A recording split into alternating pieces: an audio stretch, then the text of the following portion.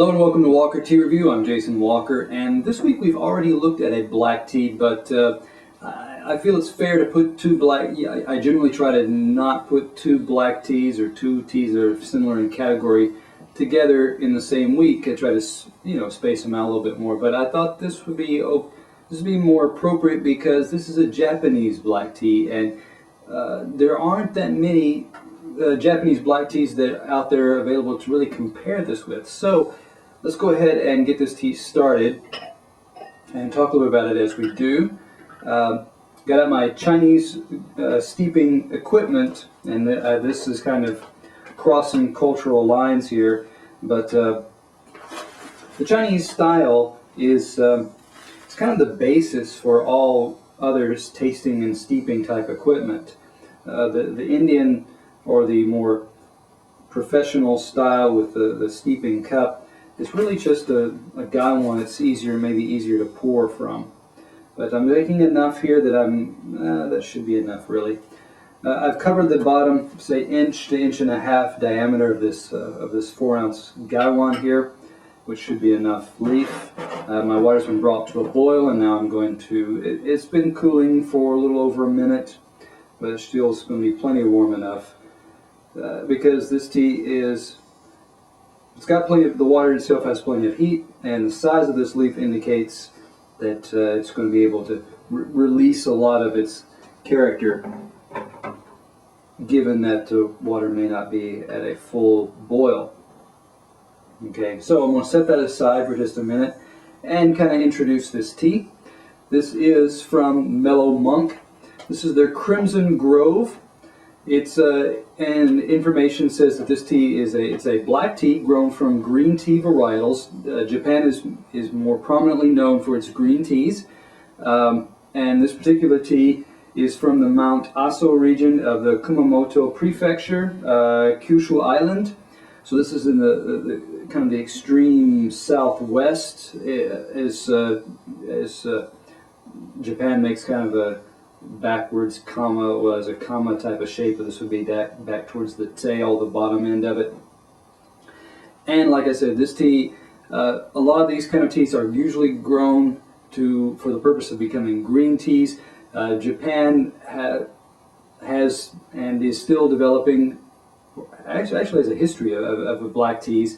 There's a little bit of background. Japan actually went to Taiwan, World War II era periods, to develop or to establish more black tea production there. So there is there's interest, there is use, there is a market for black teas in Japan.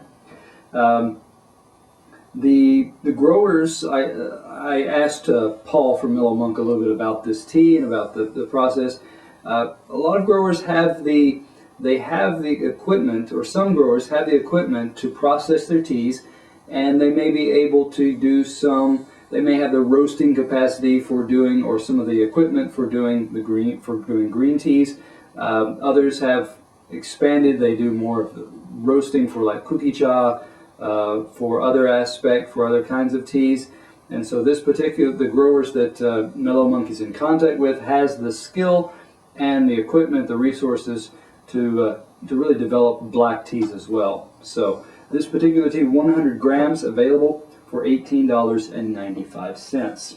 Okay, this has actually had enough time. You know, it'll be okay to let it sit for just a brief moment further to talk about this dry leaf. Things that I'm getting, it has some characteristic black tea type notes. It has that kind of red grape smell combined with inside the red grape skin. There are the tannins, and so this is getting some of those red grape skin, red grape. There's a tannin component here. It's in that sense kind of a fruitiness to it. Looking at the leaves, you'll see that for the most part these are not a lot of solid leaves. You will see that these are portions of leaves. They're a rich kind of a seal brown here again, ochre type colors, a little bit more of a reddish tinge to them than some. I'm looking for any kind of sheen, a little bit. What I'm also noticing is looking through looking into the bag and looking at what I have here in my hand. I don't see there's nothing that it's not like a Chinese green that's going to have fuzzy tips to it. This one, I have not seen anything that resembles a fuzzy golden type bud or tip to it. In addition, I do see some twig components here, some small stem pieces that are here.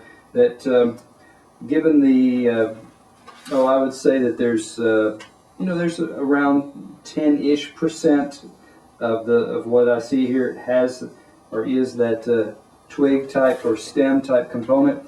It may add to the character of this particular tea. So let's move on then. Talk a little bit about this liquor and give it a pour here. So let's angle our lid over to the side. Middle finger and thumb holding the bowl. Index finger keeps the lid secure. Actually, I need to pour it a little bit smoother, so I need to make that opening a little bit bigger. There we are. Shake out any of those last few drops there, and set that over to the side. Now talk a little bit about this wet leaf.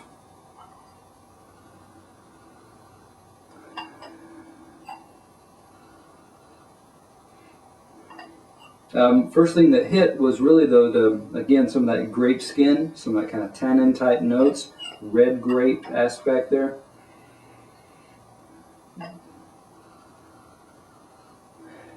So it does have that, perhaps your nose picks it up more as something a little bit kind of peachy.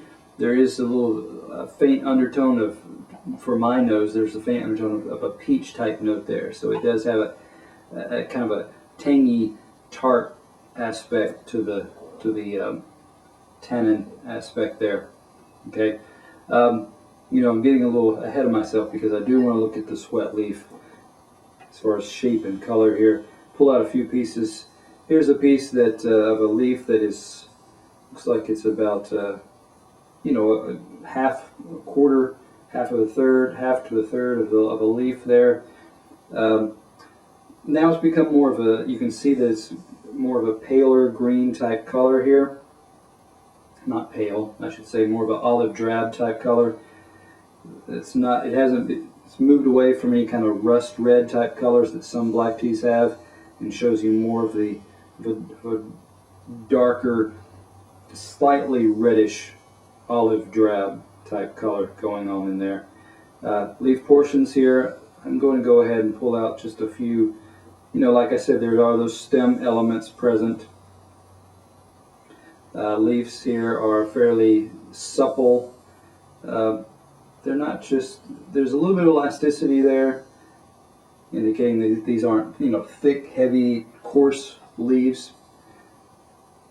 And yeah, that's gonna be enough on that. Let's go ahead and move on to the liquor. First off, let me kind of give that a swirl a little bit. Reddish, again, a reddish brown type of color coming off of here. Auburn, I guess, would be a good word. Not as rich as a mahogany type color. Good brightness though. Good clarity as well. As you look down through it, it has a nice clear aspect to it. Looking in the cup as well, it's not dull or flat. Good clarity. Still getting, just on the aromas here, that briskness, that that red grape aspect there. A little bit of a baked peach now coming out in the liquor.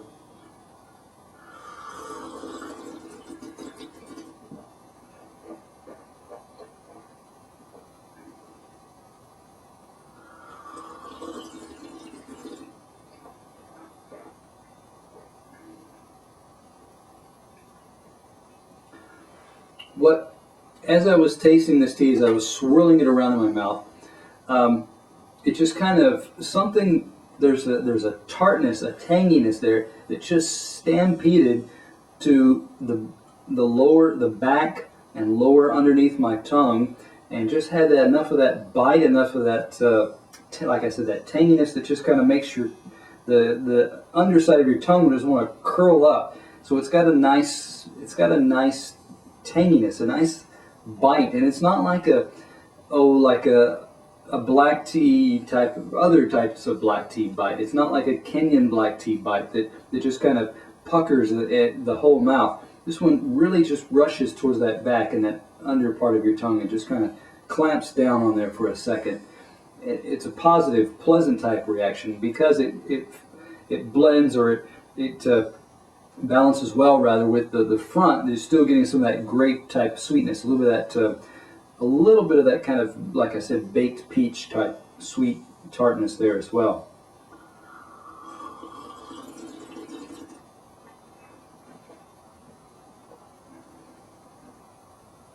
Texture, it's soft, it's gentle.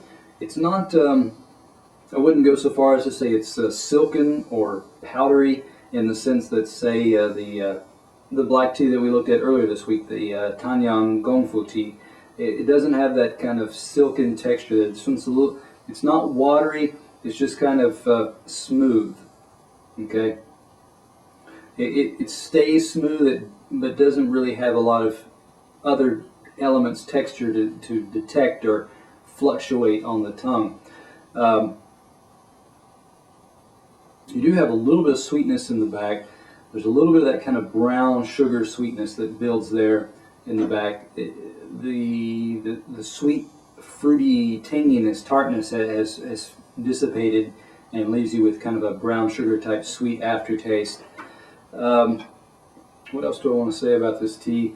That's the broth, that's the texture. We talked about the aftertaste. We talked about a little bit about the aromas and taste there that are still some of that. Start off with a little bit of that red grape, move more towards, as I said, towards in the finish there. It's got a little bit more of the sweet brown sugar. Looking at this tea as a whole, it doesn't give a lot of, and like a lot of black teas, this one is softer than a lot of black teas, I should say. Because it doesn't have a harsh type of briskness or astringency to it. It's much smoother. It's got more subtlety to it, and it's a very compact range of flavors and aromas there as well. Looking at this tea as a whole, I would give this tea an 87. It's like I said, it's not overly harsh. It's gentle. It's smooth. It's rounded in a sense. But at the same time, it's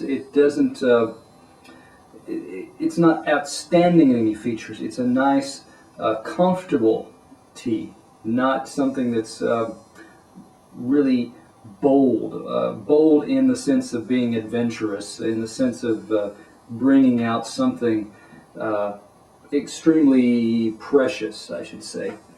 So come back to Walker Tea Review, where we cover new teas, we cover old teas, we cover what's new, what's comfortable, and what's unexpected.